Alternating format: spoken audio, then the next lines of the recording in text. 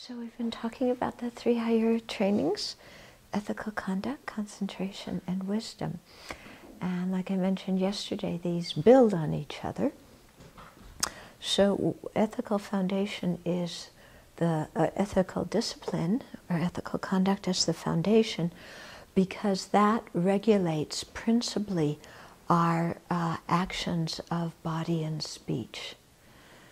Yeah, and it's to deal with our mind, first we have to regulate physical and verbal actions, because the mind is much more subtle, and the mind is the root of what motivates us to speak and talk.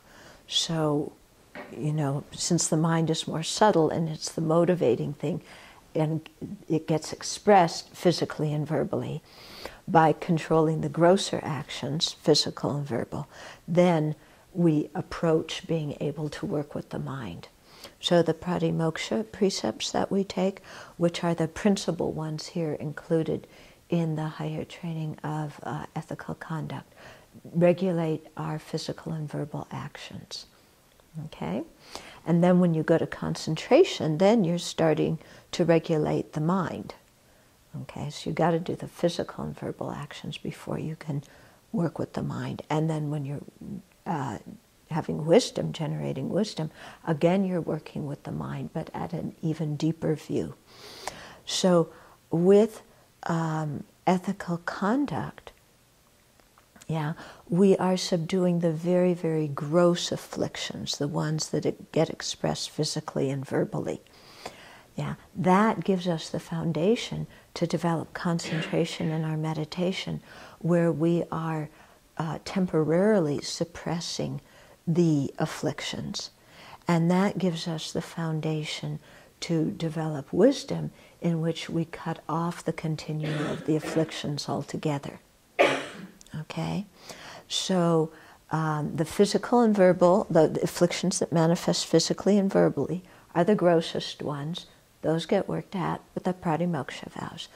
Okay, then when we develop concentration by entering into the jhanic states, or these deep states of concentration, in order to enter them, you have to temporarily be able to subdue or to suppress the very gross afflictions.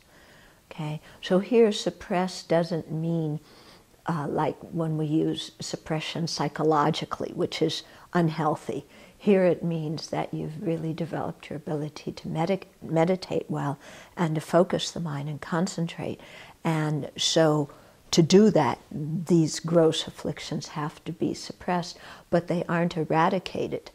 Okay, that's why just developing deep concentration and samadhi alone is not sufficient for attaining liberation. We also need the higher training of wisdom, because it's only by generating the wisdom that sees what the ignorance grasping at true existence, the object of that ignorance, does not exist. It's only by generating that wisdom that we're able to cut the continuity of the afflictions altogether.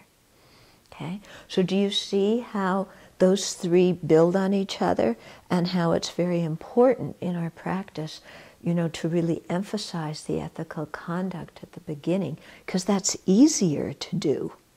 We're only dealing with the physical and verbal manifestations, the afflictions there. Then more difficult is concentration, still more difficult is wisdom.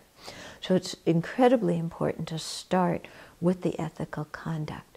And I say this because many people in the West think that ethical conduct is just what got pushed on them in Sunday school, and they don't like it, and instead they want, you know, the real serious deep teachings on concentration and wisdom.